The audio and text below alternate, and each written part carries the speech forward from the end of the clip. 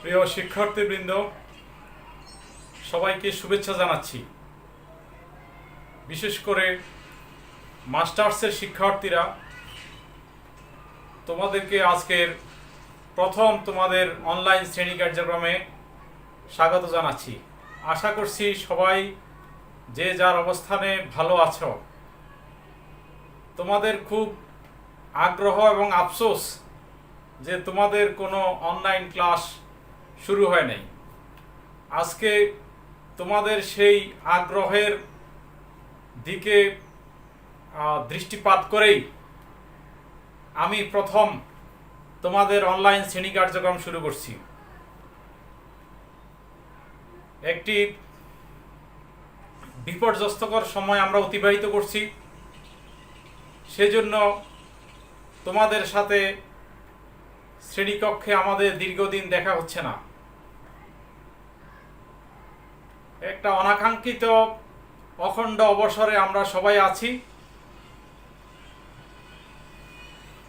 সেজন্য আমাদের সুস্থ স্বাভাবিক অবস্থা যে শ্রেণীকক্ষে দেখা হওয়ার কথা ছিল সেটি না হওয়ার কারণে আমরা আজকে তোমাদেরকে অনলাইনে আহ্বান জানিয়েছি যে তোমাদের শ্রেণীকক্ষ হবে ভার্চুয়াল শ্রেণীকক্ষ।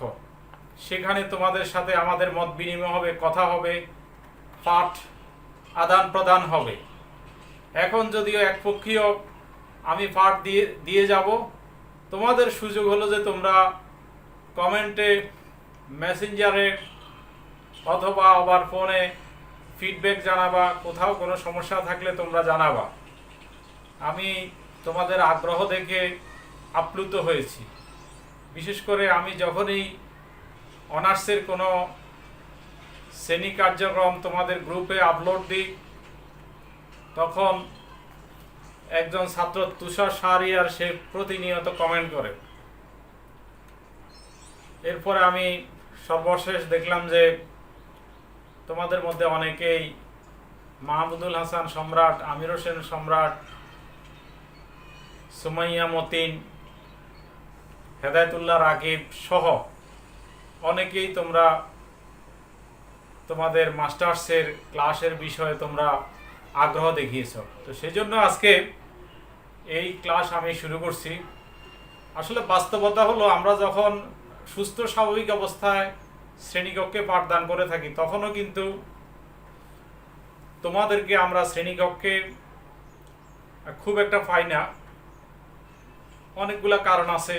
কারণ এখন অনার্স শেষ হলে অনার্সের এই সার্টিফিকেট দিয়া কেরিয়ার ডেভেলপমেন্টের জন্য বিভিন্ন প্রচেষ্টা চালানো যায়। সে কারণে তোমাদের একটা বড় অংশের আগ্রহ থাকে যে কেরিয়ারকে ডেভেলপ করার জন্য একটা ভালো জায়গায় প্রতিষ্ঠা পাওয়ার জন্য তোমরা চাকরির জন্যই বেশি চেষ্টা করো। তারপরে পরীক্ষা আসলে তোমরা পরীক্ষার জন্য হুমড়ে গিয়ে পড়ো। তোমাদের শ্রেণীকক্ষে উপস্থিতি কম থাকার কারণে, খুবই কম থাকার কারণে শ্রেণীকক্ষ তোমাদের খুব একটা আমরা পাই না, ফলে ক্লাস খুব একটা হয় না। তারপরে যা হোক, অনলাইন ক্লাসের কারণে তোমরা বাসায় বসে অনলাইন শ্রেণী কার্যক্রমে অংশগ্রহণ করার সুযোগ তোমরা পাচ্ছ।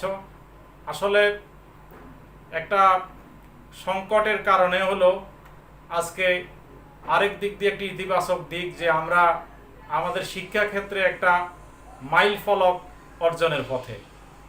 আজকে বিশেষ করে আমাদের সরকারি কলেজগুলা, অনেক কলেজে কিন্তু অনলাইনে পাঠদান করতেছে। এটা আসলে আমাদের সরকারের যে 2030 সালের এসডিজি গোল, কোয়ালিটি এডুকেশন, সেজন্য আমাদের অনেক প্রচেষ্টা। তো আমরা যে কোনো কারণেই হোক, আমরা কিন্তু একটা মানসম্মত শিক্ষা বিতরণের জন্য অনলাইন শ্রেণী কার্যক্রম এটি একটি প্যারামিটার। আমরা কিন্তু এখন অনেকটা সেটি অর্জনের পথে। আমরা মোটামুটি, বিশেষ করে বাংলাদেশের অনেকগুলা কলেজের মধ্যে নোয়াখালী কলেজও একটি উল্লেখযোগ্য কলেজ, যেখানে আমরা প্রতিনিয়ত অনলাইনে আমরা ক্লাস নিচ্ছি, শিক্ষার্থীদের সাথে আমরা জ্ঞান বিতরণ করছি, তো সেটি একটি ভালো দিক, এটা তোমাদের জন্য গর্বেরও দিক। যাই হোক, আমি কথা বেশি বাড়াচ্ছি না, আমি আজকে আমার পাঠে চলে যাব এখনই। আমি যেই কোর্সটি তোমাদের নিব তোমরা জানো, differential and integral equation, differential and integral equation, ঠিক আছে? তো অন্তরগ যোগজ সমীকরণ, এই কোর্সটি আমি নিব আজকে। এই কোর্সের আমি প্রথম চ্যাপ্টার, সেই চ্যাপ্টারের উপর তোমাদের আলোচনা উপস্থাপন করব। তোমরা সবাই প্রস্তুত হয়ে আমার শ্রেণী কার্যক্রমটি উপভোগ করো। আমার আহ্বান থাকবে, তোমরা যে কয়জন আসো সবাইকে বলবে এই ক্লাসগুলো ভালোভাবে দেখার জন্য, কারণ হয়তো এরপরে আর কোনো ক্লাস তোমরা পাবা না। তোমাদের সৌভাগ্য যে তোমরা অনলাইনে ক্লাস পাচ্ছ। অনলাইনে ক্লাস অনেক বেশি ইফেক্টিভ। একটা ক্লাস সাধারণ ক্লাসের তুলনায় 2.5 থেকে 3 গুণ বড়, আমি যেটি মনে করি। বিভিন্ন কারণ আছে, ব্যাখ্যা এখানে দেওয়া যাবে না, পরবর্তীতে প্রয়োজন হলে ব্যাখ্যা দিব, ঠিক আছে? তো এটি তোমাদের জন্য একটু সুবিধা।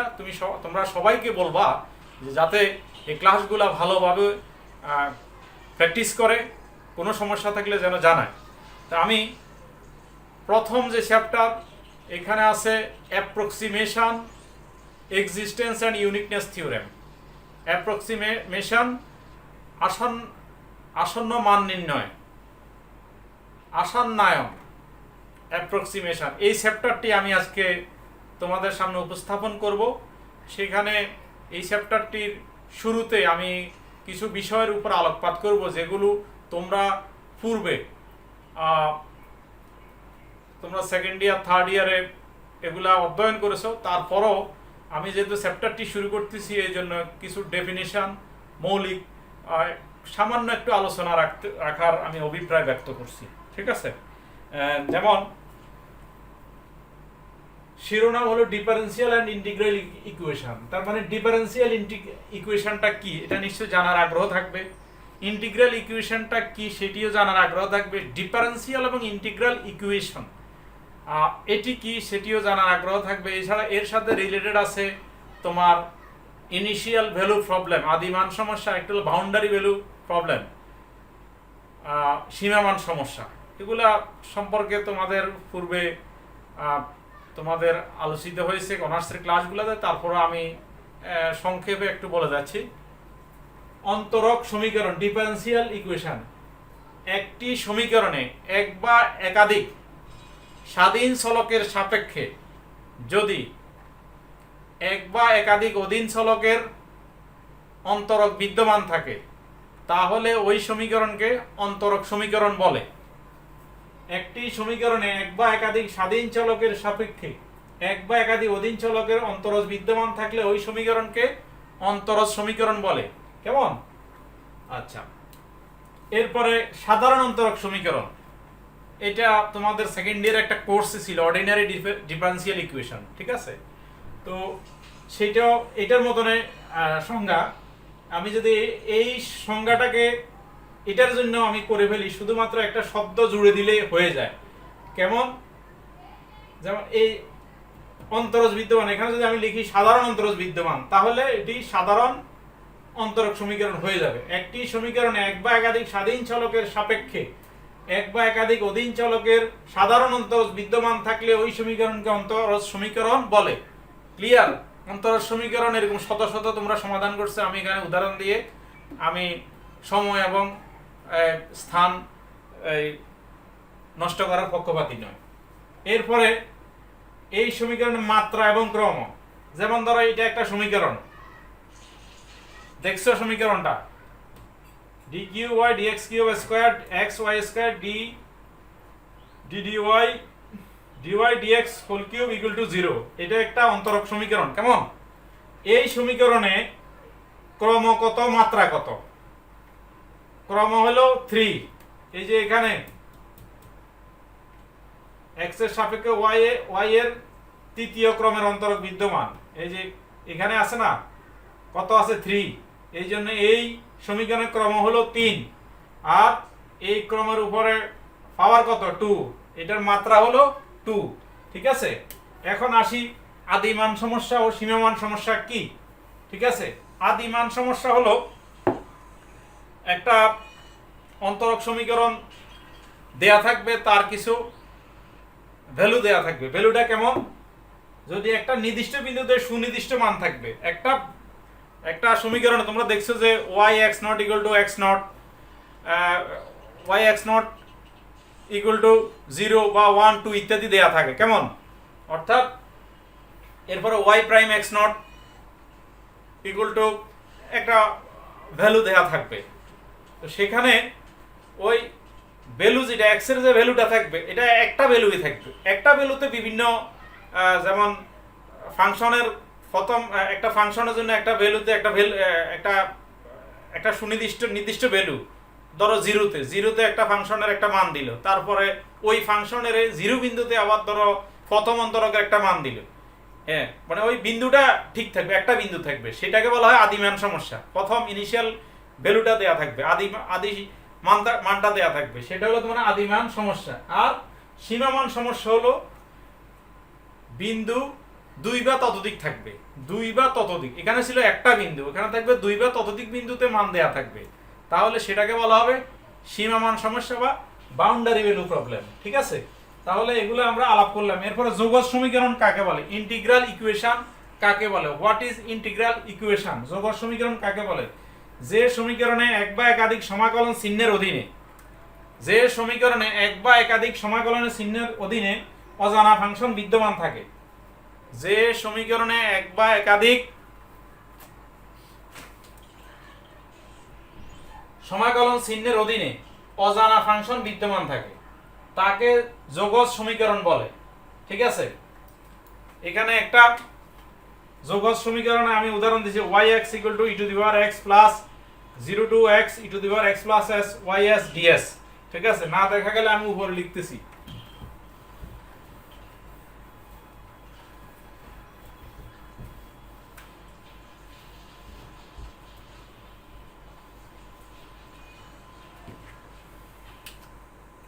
y(x = e to the power x plus 0 to x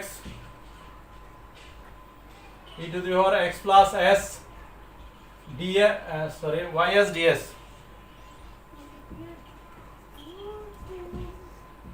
ঠিক আছে, এক বা একাধিক, এখানে একটা সমাকলন চিহ্ন আছে, তার অধীনে একটা অজানা ফাংশন ys আছে। ঠিক আছে, এই ধরনের সমীকরণকে বলা হয় যৌগজ সমীকরণ। এরপরে হলো যৌগজ অন্তরক সমীকরণ। যৌগজ অন্তরক সমীকরণ,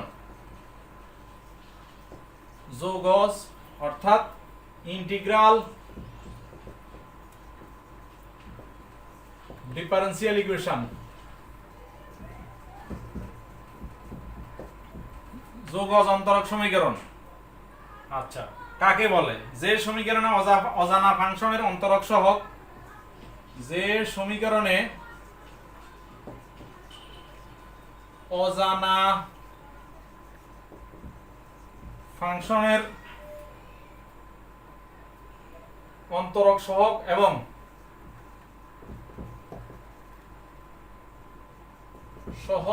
এবং এক বা একাধিক সমাকলন চিহ্নের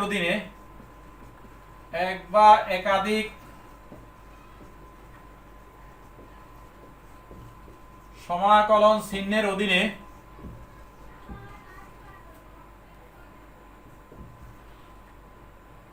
অজানা ফাংশন বিদ্যমান থাকে।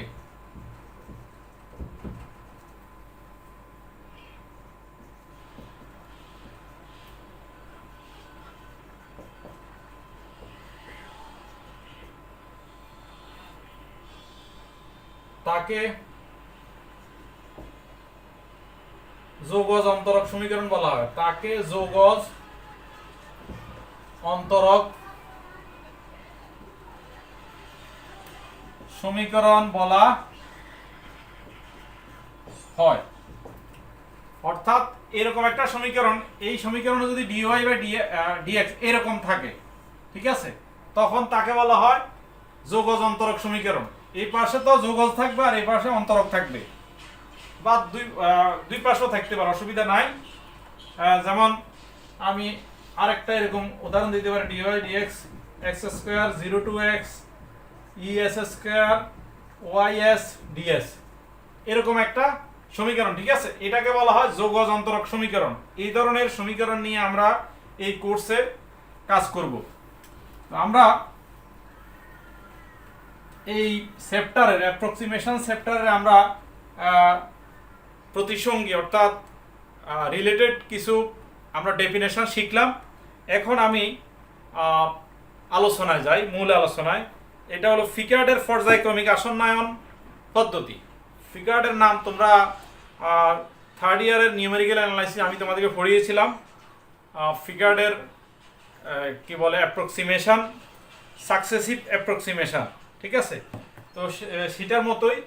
তারপরে যেহেতু এখানে আমাদের অনেক দিন আগে পড়িয়েছি আমরা, আমাদের মাস্টার্সের এই কোর্সের প্রয়োজনে আমরা আরেকবার একটু ঝালাই করে নিই আমাদের প্রস্তুতিটা।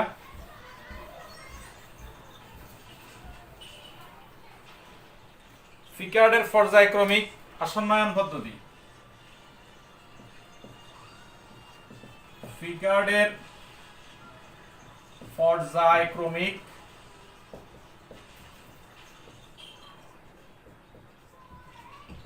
আসন্নায়ন পদ্ধতি।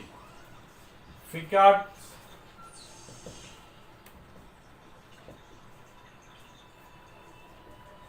Successive approximation method. Picard successive approximation method, ঠিক আছে, বা Picard's methods of successive approximation, বা methods of Picard successive approximation. ঠিক আছে, আমরা কিভাবে করি এর জন্য আমরা একটা বাউন্ডারি ভ্যালু প্রবলেম নিই। ঠিক আছে, ডিওয়াই বাই ডিএক্স, সরি, একটা initial value problem. Dy by dx equal to F X Y. এখানে ধরো দুইটা ইনিশিয়াল ভ্যালু দেওয়া আছে, Y X not equal to Y not. এটা একটা সীমামান সমস্যা, কেমন, সরি, আদিমান সমস্যা। আমরা ফিকার্ডের পর্যায়ক্রমিক আসন্নায়ন পদ্ধতি আলোচনার জন্য আমরা একটি আদিমান সমস্যা নিলাম। সেটি হলো dy dx equal to F X Y, Y X not equal to Y not. ঠিক আছে, এখানে আমরা কি করব, আমরা এক্স ওয়াই এর প্রতিসঙ্গী সীমায় প্রদত্ত এই সমীকরণটাকে সমাকলন করি। এই যে সমীকরণটা আছে এটা আমরা সমাকলন করব। সমাকলন করি কোন সীমায় করব, ওয়াই এর জন্য ওয়াই সীমা, এক্স এর জন্য এক্স এর সীমা। ঠিক আছে, তো আমরা লিখি এক্স ও ওয়াই এর প্রতিসঙ্গী সীমায়, এক্স ও ওয়াই এর প্রতিসঙ্গী সীমায় প্রদত্ত সমীকরণকে সমাকলন করে পাই, প্রদত্ত সমীকরণকে সমাকলন করে পাই। ঠিক আছে, বেশি আর লিখতেছি না, আমরা মূল কাজে চলে যাই। আচ্ছা, এইটা হবে মূলত ডিওয়াই, ওই পাশে ডিএক্স গেলে এফ এক্স ওয়াই ডিএক্স, কেমন। এখন সমাকলন চিহ্ন দিলাম। এটা হলো ওয়াই, তো ওয়াই সীমা ওয়াই নট থেকে ওয়াই, আর এক্স এর সীমা এক্স নট থেকে এক্স। ঠিক আছে, ওকে। এখানে কত হবে, Y upper limit Y, lower limit Y not. এখানে তো যা আছে তা, এটা অজানা ফাংশন। আচ্ছা, এখান থেকে কত আসে, Y minus Y not equal to X not X F X Y dx, কেমন। এরপরে যদি আমরা ওই পাশে ওয়াই নট নিই, তাহলে Y not plus X not to X F X Y dx, কেমন।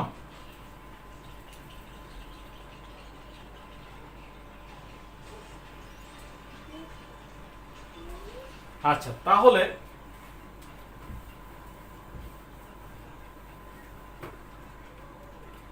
এটা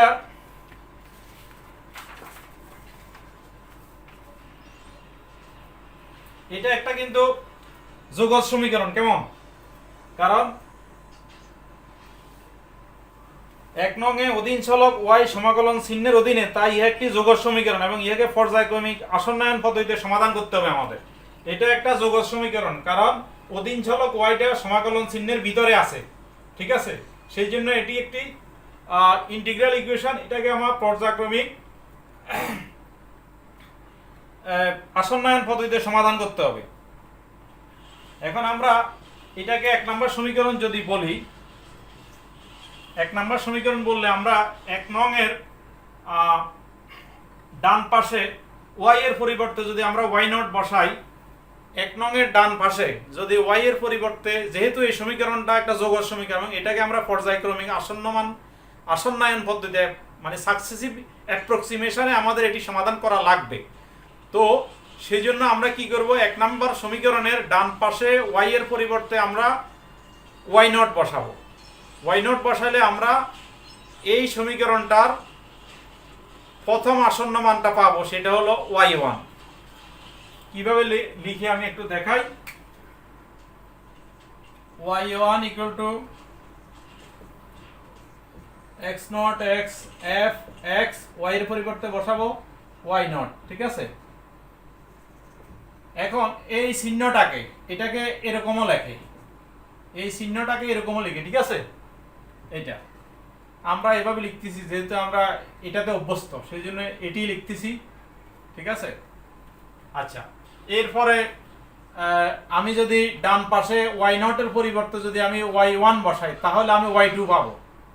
যদি এই পাশে y0 এর পরিবর্তে আমি y1 বসাই, তাহলে পাবো y2, অর্থাৎ y2 সমান হবে y0 plus x0 to x fx y1 dx, ঠিক আছে? তাহলে অনুরূপভাবে আমি যদি এখানে y2 বসাই, এখানে পাবো আমি y3, অর্থাৎ তৃতীয় আসন্ন মানটা পাবো আমরা y3 x0 x fx y2 dx। আচ্ছা, এইভাবে যদি আমরা অগ্রসর হই, ঠিক আছে? আমরা যদি এভাবে অগ্রসর হই, তাহলে তোমরা বুঝতে পারতেছো যে yn-টা কত পাবো আমরা, y0 plus x0 to x fx yn-1 dx, ঠিক আছে? এইটাই হলো তোমার ফিকার্ডের মেথডস অফ অ্যাপ্রক্সিমেশন। ফিকার্ডসের সাকসেসিভ অ্যাপ্রক্সিমেশন মেথড হলো এটাকে অনেক সময় এভাবে লিখি, আমি আগে বলছি,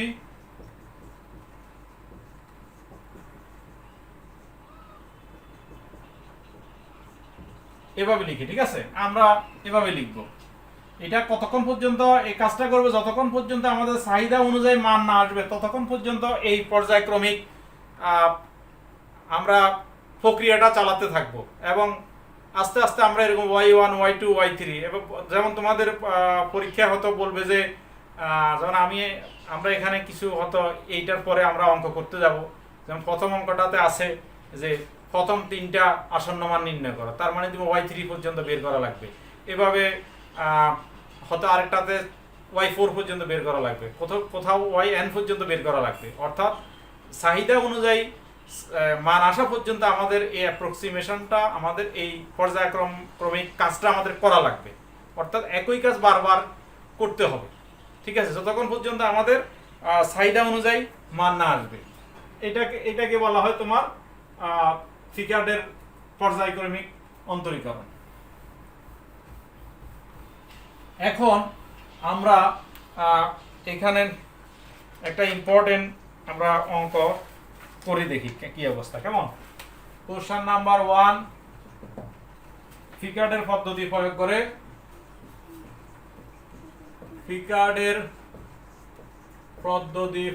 করে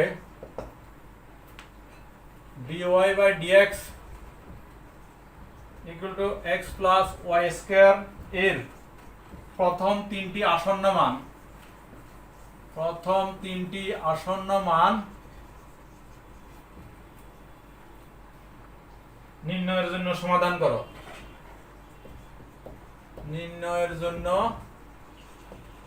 সমাধান করো, যেখানে y not equal to y equal to 0 যখন x equal to 0। এটা 2014 সালের পরীক্ষা আসছে, পরেও হয়তো আসতে পারে, আমি আর দেখিনি। ঠিক আছে, আমরা এই সমস্যাটার সমাধান করিনি, এটা তোমাদের পরীক্ষায়, বিশ্ববিদ্যালয় পরীক্ষায় আসা প্রশ্ন। আচ্ছা, এটা আমাদের তাহলে দেয়া আছে কি, দেয়া আছে dy dx, এটাই হলো তোমার fxy, dy dx টাই হলো fxy। ঠিক আছে, এটা কত দেয়া আছে, x প্লাস y স্কয়ার। আচ্ছা, এখন এইটাকে তোমার সমাধান করতে হবে। আর কি দেয়া আছে এখানে, y x এর মান কত, 0, y 0 ইকুয়াল টু 0। ঠিক আছে, অর্থাৎ y not equal to 0, x not equal to 0। ঠিক আছে, এইখান থেকে বোঝা যায় এটা। এখন আমরা জানি ফিকার্ডের পর্যায়ক্রমিক অন্তরীকরণ হতে, আমরা জানি ফিকার্ডের পর্যায়ক্রমিক আসন্ন মান হতে কি জানি আমরা, yn equal to y not plus, একটু আগে আমরা যেটা প্রমাণ করলাম, x not to x fx y n minus 1 dx। কেমন, তাহলে y1 এর মান কত হবে, y1 equal to y not, অর্থাৎ n এর মান যখন 1 ধরবো, আর এখানে x নট এর মান কত আছে। আচ্ছা, আগে এটা লিখে ফেলি, পরে x f x y not dx। কেমন, এই এখানে আমরা y নট কত, 0, y not 0 plus x not 0, 0 to x fx y not এর মান কত, 0, অর্থাৎ fx 0 dx।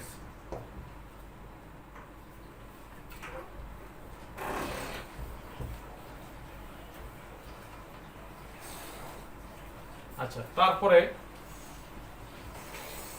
তাহলে y1 এর মান 0 টু x, এখানে দেখো fx 0, এখানে হলো এই যে এখানে আছে fxy equal to x plus y square, fxy equal to x plus y square. কেমন, এখন যদি আমি fx 0 এর মান কত আসবে, এখানে fx 0 বসাইলে, অর্থাৎ x এর মান x, y এর মান 0, তাহলে এখানে 0 x এর মান x প্লাস 0 স্কয়ার dx। ঠিক আছে, অর্থাৎ 0 টু x x dx, এটা কত হবে, x এর সমাকলন হবে x স্কয়ার বাই 2।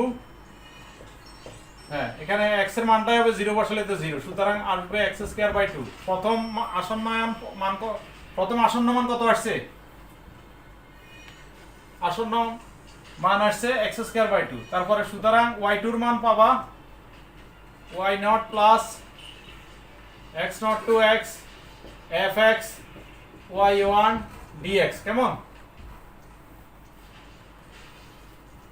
এখানে বসাও y নট এর মান 0, 0 টু x fx y1 এর মান কত, x square by 2 dx, 0 to x।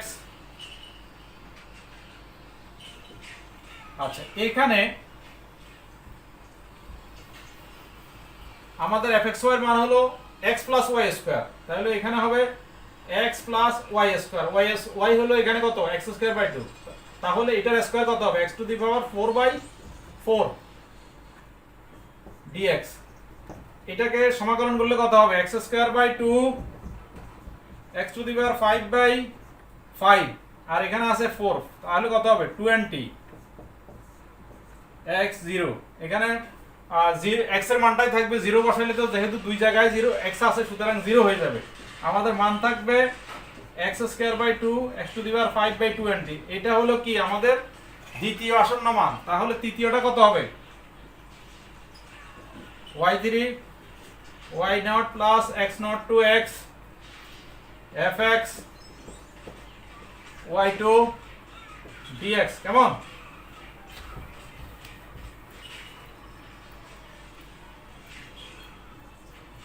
y3 এর ভ্যালু আসতেছে এটার মান 0 0 টু x।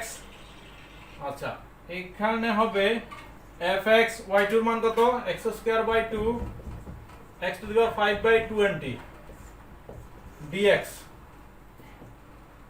0 to x। এখানে দেখো এখানে x এর মান তো x, y এর মান হলো এটা, তাহলে আমাদের fxy এর মান ছিল কত x plus y স্কয়ার, এখানে হবে x plus y square, y কত এইটা স্কয়ার, কেমন dx।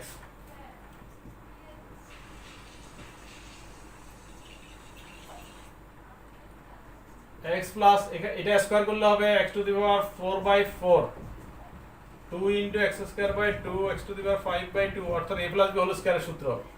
এটা স্কয়ার করলে হবে x to the power 10/20 square হবে 400 dx।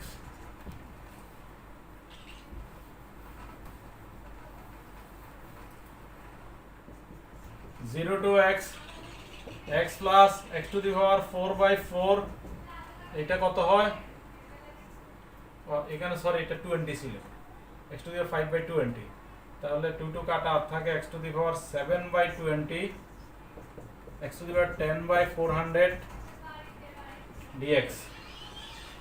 আচ্ছা এখানে দেখো এখানে যদি সমাকলন করি এটা হবে x²/2, এটা হবে x to the power 5/20, এটা হবে x to the power 8/8 নিচে গুণ হবে, তাহলে 8 20 কত 160 x to the power 11 divided by 11 দিয়ে 400 এর গুণ দিলে হবে 4400 x0। তো x এর মানটা থাকবে 0, তো সবগুলো x যেহেতু সব জায়গাতে আছে তাহলে লোয়ার লিমিটের জন্য সব 0 হয়ে যাবে, সুতরাং মান হবে x²/2 x to the power 5/20 x to the power 8/160 x to the power 11/4400, কেমন এই। তাহলে আমাদের প্রথম তিনটি আসন্ন মান আমাদের বের হয়ে গেল এবং আমাদের এই প্রশ্নটার সমাধান আমরা করে ফেললাম আলহামদুলিল্লাহ।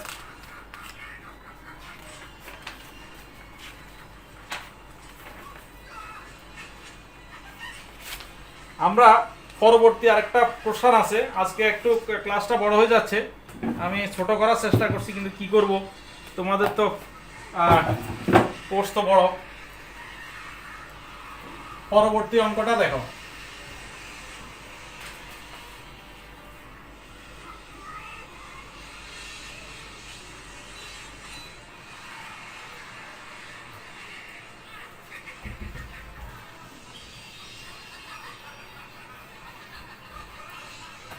পরবর্তী অঙ্কটা একই রকম তবে একটু ব্যতিক্রম আছে, আমি শব্দগুলো লিখতেছি না। ফিকার্ডের পর্যায়ক্রমিক আসন্নায়ন পদ্ধতি ব্যবহার করে নিম্নের আদিমান সমস্যাটি সমাধান করো এবং ফলাফল যাচাই করো।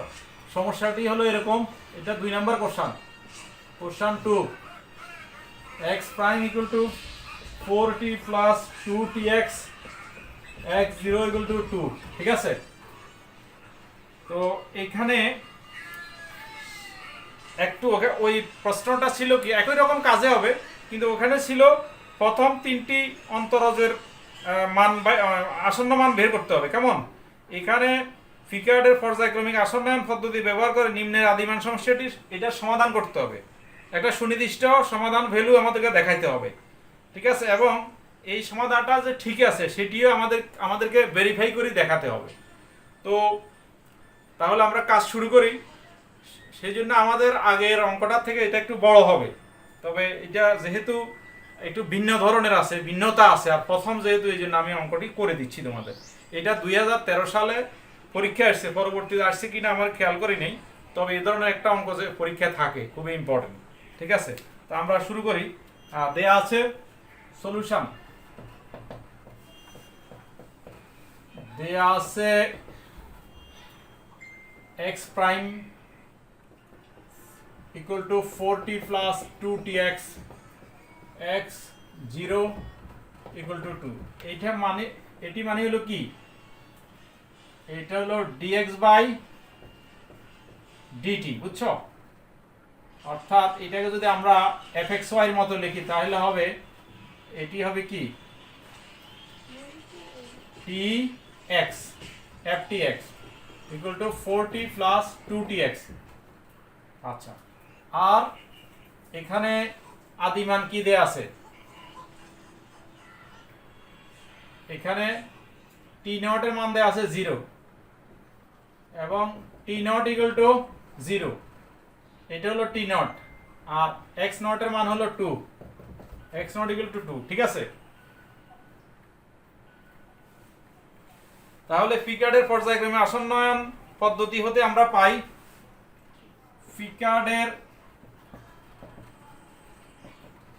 পর্যায়ক্রমিক আসন্নয়ন পদ্ধতি হতে আমরা পাই, আচ্ছা আমরা ওই মনে আছে আগের সমীকরণে তো আমরা লিখছি, প্রথমে মূল সমীকরণটা আমরা লিখি, তাহলে এই আকারে আমরা টি এবং এক্স এর আকারে পরবর্তীতে পরিণত করব, তাহলে তোমাদের আর ভুল হবে না। আমাদের ওইটা কি ছিল আগে, y1 equal to y naught plus x naught to x, তারপরে কত fxy dx, কেমন না এখানে fx y জায়গায় আছে yn minus 1 dx। এখন এটা হবে আমাদের কি xn সমান হবে x naught প্লাস এখানে t এর মান t naught to t f t x n minus 1 dx dt। Clear তো? ftx এর জন্য ক্লিয়ার তো নাকি? আমি কোনো ফাঁক ফোকর রাখতেছি না যাতে তোমাদের বুঝতে কোনো অসুবিধা না হয়। আচ্ছা, এরপরে আমাদের এখন কত, প্রথমটা x1 এর মান কত পাবো, x1 ইকুয়াল টু হবে x not plus t not to t ft x not dt, কেমন x1 x নট এর মান কত 2 প্লাস t নট কত 0 টু t, আচ্ছা f t x নট এর মান কত 2 t2 dt। দেখি এর ভ্যালু কত আসে,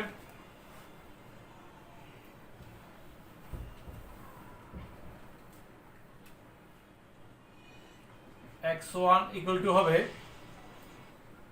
2 প্লাস ft, দেখো ftx এর মান হলো এটা, তাহলে ft2 এর মান কত হবে, t2 এর মান হবে 4t প্লাস 2t, x এর জায়গায় কি হবে 2 হবে, অর্থাৎ এখানে 2 ইনটু 2 dt, আর এখানে 0 টু t। ওকে, এটা একটু মনে রাখতে হবে সমীকরণটা আমাদের, এটা কত ছিল এখানে লিখে রাখি 4t 2tx, এটা হলো আমাদের f tx এর মান 2 প্লাস এখানে কত হবে 40 কত 80, কেমন 80 0 টু t dt। আচ্ছা 2 প্লাস এটা হবে 8t square by 2,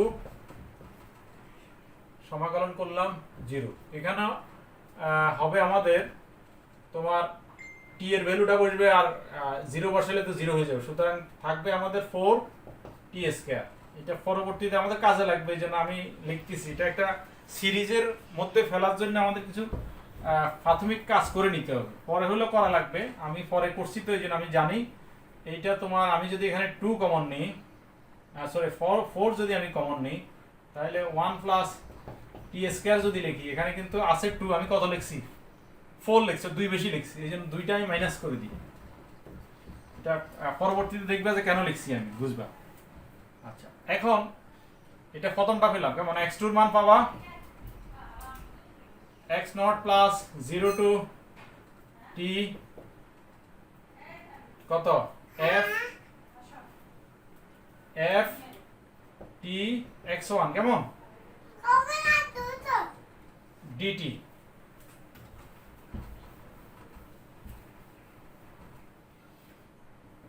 x not এর মান হলো 2 0 টু টি এফ টি আমাদের x1 এর মান কত?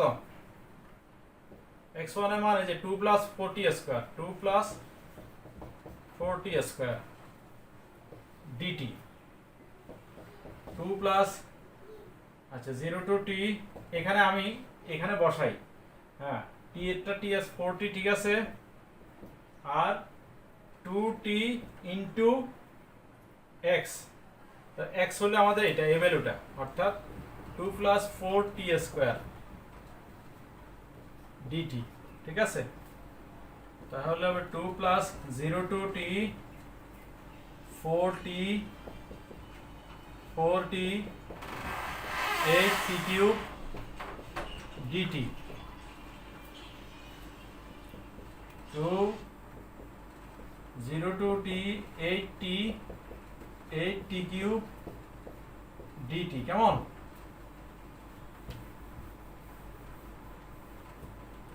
এখানে আমরা লিখি তারা x2 এর মান 2 প্লাস এখানে কত হবে 8t square by 2 8t to the power 4 by 4 t থেকে 0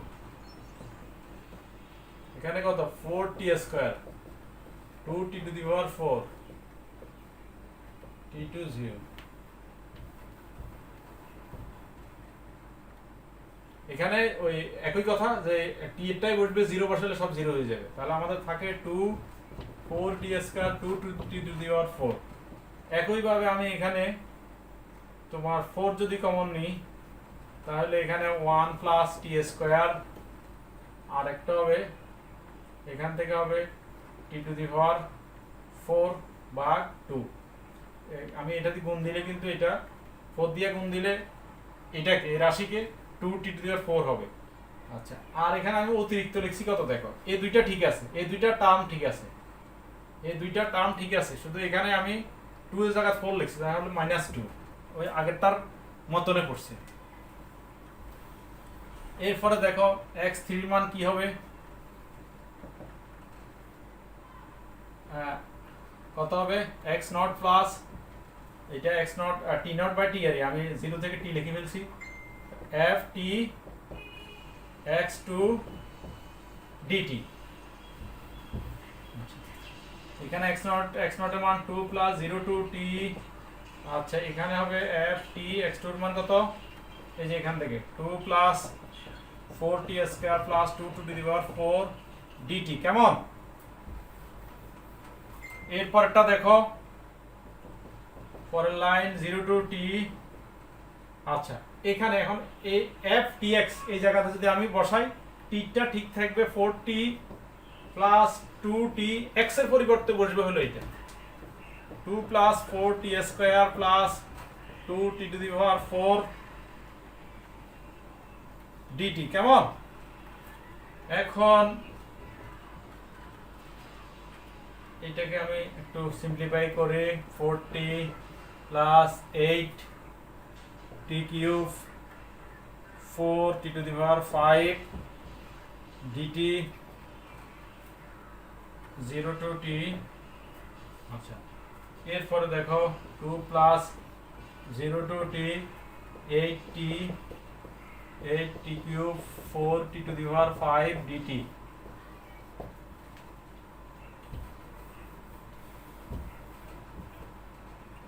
x কিউব x3 মান 2 প্লাস এখানে এটাকে আমরা সমাকলন করি হবে 8t square by 2 8t to the power 4 by 4 4t to the power 6 by 6 উপরে t নিচে 0 কেমন? 2 প্লাস এটা 4t স্কয়ার এটা হলো t to the power 4 2t to the power 4 এটা যা আছে তা রাখি দিই দেখা যাক। আর এটা t এর মান বসাইলে আপার লিমিটটা বসবে 0, লোয়ার লিমিট দিলে তো সব 0 হয়ে যাবে আগের মতন একই কথা, ঠিক আছে। এখানে দেখি এখানে একই ভাবে আমরা কি কি করি 4 কমন নিই, 4 কমন নিলে 1 প্লাস টি স্কয়ার, এখানে টি টু দি পাওয়ার 4/2, এখানে 4 কমন নিলে টি টু দি পাওয়ার 6/6। হ্যাঁ, অর্থাৎ এখানে 4 কমন নেওয়াতে আমার এই তিনটা রাশি ঠিক রইল, শুধু এখানে আগের মধ্যে অতিরিক্ত 2 বেশি, 2 মাইনাস করে দিলাম। ঠিক আছে, এখন একটা জিনিস খেয়াল করে দেখো তোমরা, আমাদের সিরিজগুলা খুব সুন্দর একটা মানে এই তিনটা ভ্যালু কিন্তু সুন্দর একটা সিরিজের রূপ নিছে। ঠিক আছে, আমরা কিন্তু এখন ইজিলি বলতে পারি যে এখানে xn এর মান কত, তাই না? এইভাবে অগ্রসর হলে আমরা পাবো কি পাবো, xn, এটার তো আসলে এটা t এর ফাংশন, এই যে t লিখলাম, xn t সমান কি পাবো, 4 × 1 প্লাস টি স্কয়ার। এটাকে আচ্ছা, এটাকে আমি একটু সুন্দর অবয়বে দাঁড় করাই, আগেরটা তো করতে পারতাম, যাক তোমাদের বোঝার সুবিধার জন্য এটাকে আমরা এরকম লিখতে পারি, এটা ফ্যাক্টোরিয়াল 1। ঠিক আছে, এটা লিখতে পারি factorial 2, sorry 4 1 plus t square by factorial 1, এটাকে লিখতে পারি ফ্যাক্টোরিয়াল 2, ফ্যাক্টোরিয়াল 2 এর মান তো 2 নাকি, এটাকে লিখতে পারি ফ্যাক্টোরিয়াল 3। আগেরটাকে আমরা এভাবে লিখতে পারতাম, তাহলে ওই লেখাটা লিখবা যে এইভাবে অগ্রসরে আমরা পাই xn t সমান পাবো 4 × 1 plus t square by factorial 1 t square whole square by factorial 2 t square whole cube by factorial 3। এভাবে যেতে যেতে বলো nতম পদটা কত হবে, যেতে নিশ্চয়ই t square to the power n by factorial n, তাই না? এইটা -2, এটাই তো হবে নাকি? আচ্ছা, এখন আমরা যদি অসীমের জন্য মানটা নিই, অর্থাৎ সেক্ষেত্রে আমরা জানি কি limit n tends to infinity xn t সমান হয় হলো xt, কেমন? তাহলে এখান থেকে আমরা পাবো কি, সুতরাং xt ইকুয়াল টু হবে limit n tends to infinity xn t। এখন এই জায়গাতে আমি এখন কি করব, আমি লিমিটটা দিয়ে দিই, limit n tends to infinity 4 1 plus t square by factorial 1 t square whole square by factorial 2 t square whole cube by factorial 3 plus dot dot.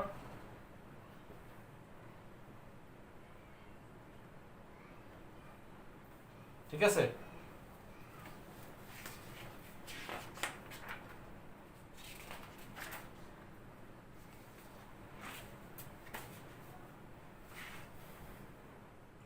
t to the power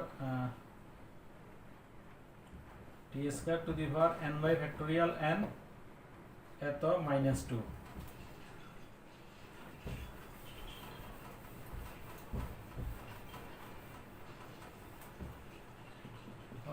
xt equal to হবে,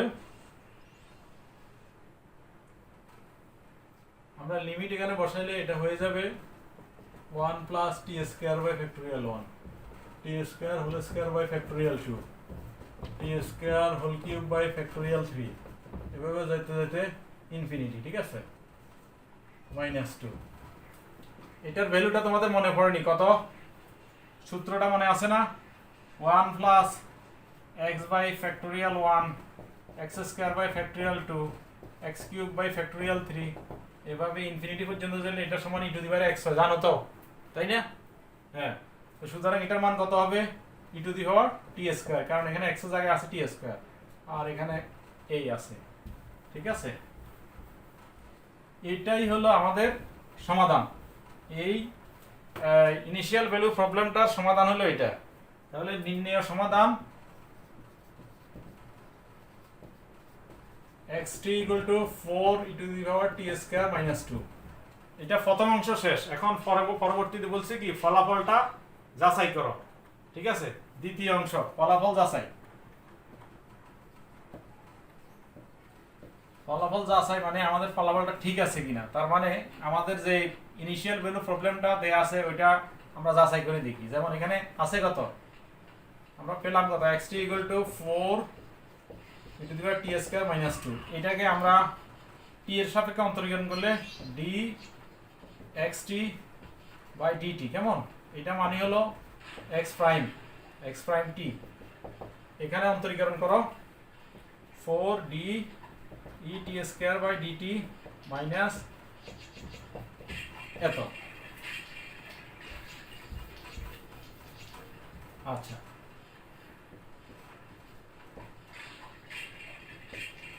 এখানে এটাকে আমরা এভাবে লিখতে পারি dt square, এটা Sen রুলে by কত dt, এটা 0 4, এটা হবে d e to the power t square by dt square, অর্থাৎ d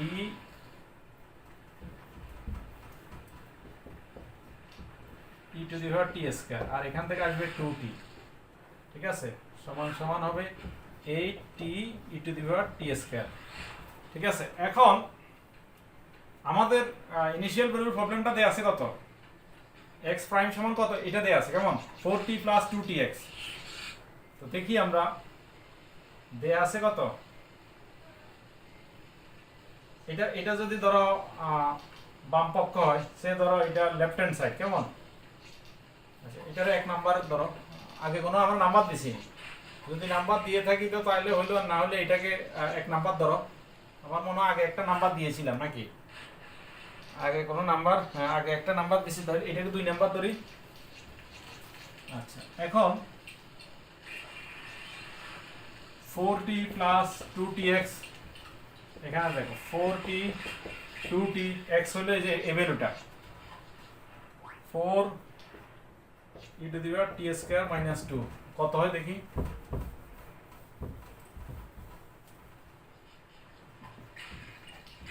4t plus 2tx equal to 4t plus এটা হবে 8t e to the power t square minus 4t। তাহলে দেখো 40 কাটা যায়, আর থাকে 8t e to the power t square। এটাকে যদি 3 নাম্বার ধরি তাহলে 2 এবং 3 হতে কি পাই, 2 ও 3 থেকে পাবো এই যে 8t e to the power t square সমান এটা, আবার এখানে 8t e to the power t square সমান x প্রাইম। সুতরাং x prime equal to 4t 2tx। তার মানে আমাদের যে আদি মান সমস্যাটা দেয়া আছে এটা পাইছি না, সুতরাং ফলাফল ঠিক আছে। আচ্ছা, এখন আরেকটা দেখবো কি এটার যে ইনিশিয়াল ভ্যালুটা দেয়া আছে ওইটা ঠিক আছে কিনা কেমন। এখানে আমরা যে রেজাল্টটা পাইছি, কোথায় xt এর মান কত পাইছি, xt equal to 4 e to the power t square minus 2 না। এখানে যদি x এর মান, t এর মান যদি 0 হয়, x এর মান কত 2, এটা আমরা এখানে বসাই দেখি কত হয়। ঠিক আছে, t এর মান 0 আমি এখানে বসাই দেখি, t equal to 0 যদি এই সমীকরণে বসাই হলে x 0 সমান হবে 4 e to the power t এর মান 0 minus 2। তো মানে 4 এর উপরে যদি 0 e এর উপরে পাওয়ার 0 হলে তো 1 হয়, তার মানে 4 minus 2 equal to 2। ঠিক আছে, x 0 এর মান 2 হইছে না, অর্থাৎ আমার যে ইনিশিয়াল ভ্যালুটা দেয়া আছে ঠিক আছে। তার মানে আমাদের সমাধানটা কমপ্লিট। তো আজকের লেকচার এখানেই শেষ। আর তোমরা দীর্ঘক্ষণ লেকচারটি দেখেছো এবং সেই অনুযায়ী বোঝার চেষ্টা করেছো, তোমাদের ধন্যবাদ। কোনো জায়গায় সমস্যা থাকলে তোমরা জানাবে এবং সবাই অবশ্যই এই ক্লাসটা ভালো মতো দেখবে A to Z। তারপরে তোমরা সেখানে কি করবা, তোমাদের রেজিস্ট্রেশন নাম্বার দিবা উপস্থিতি হিসাবে, এবং আমার এই চ্যানেলে সবসময় তুমি লেকচার পাবে, এই জন্য এই চ্যানেলটাকে অবশ্যই তোমরা সাবস্ক্রাইব করবে। সবাই ভালো থাকবে, আল্লাহ হাফেজ। স্বাস্থ্যবিধি মেনে চলবে এবং নিজের নিরাপত্তা নিজেকেই কী করতে হবে, নিশ্চিত করতে হবে এবং পরিবারের সবাইকে নিয়ে ভালো থাকবে। আল্লাহ হাফেজ। আবার পরবর্তী অধ্যায় নিয়ে আমাদের দেখা হবে আরেকটি অনলাইন ক্লাসে। সে পর্যন্ত সবাই ভালো থাকো। আল্লাহ হাফেজ।